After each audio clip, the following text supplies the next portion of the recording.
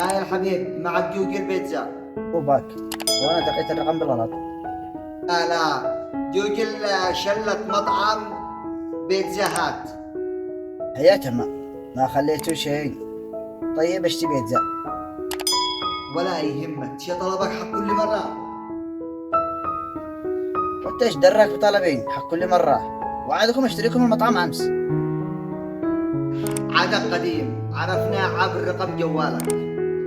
قبل آخر 15 مرة طلب بيتزا جاك سميكة مع أطراف محشية بالجبن.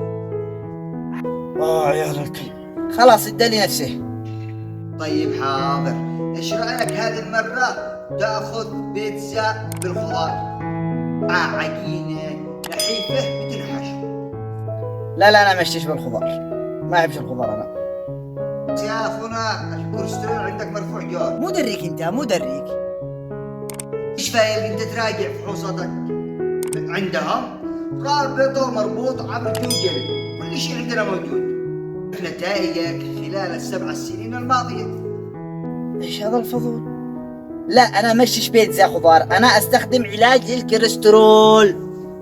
لكن يا حبيبي ما تستخدمش العلاج بنظام. 4 شهور شليت من صيدلية الدواء علاج 40 حبة، عندك وساع ما شليت ولا حبة.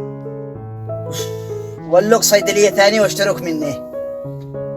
حبيبي ما فيش على بطاقتك الانتمائية إن أنت شليت خلال ال4 شهور الذي مضت.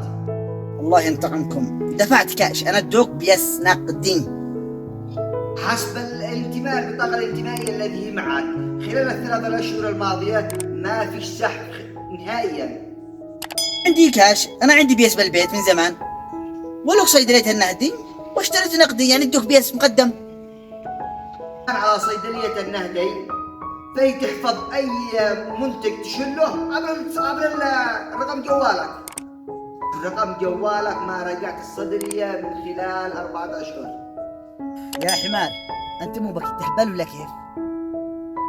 خلاص مشيش بيتزا ولا نت ولا جوجل ولا واتساب ولا انستغرام ولا فيسبوك ولا يوتيوب ولا اي شيء. اشتي اسافر لجزيرة لا نت لا كهرباء لا تلفون ولا بس شيء ولا واحد يجسس علي. يا حبيبي تسافر ضروري ما تجدد الجواز حقك، قدهم انتهي. شهرين الله يحفظك. اوف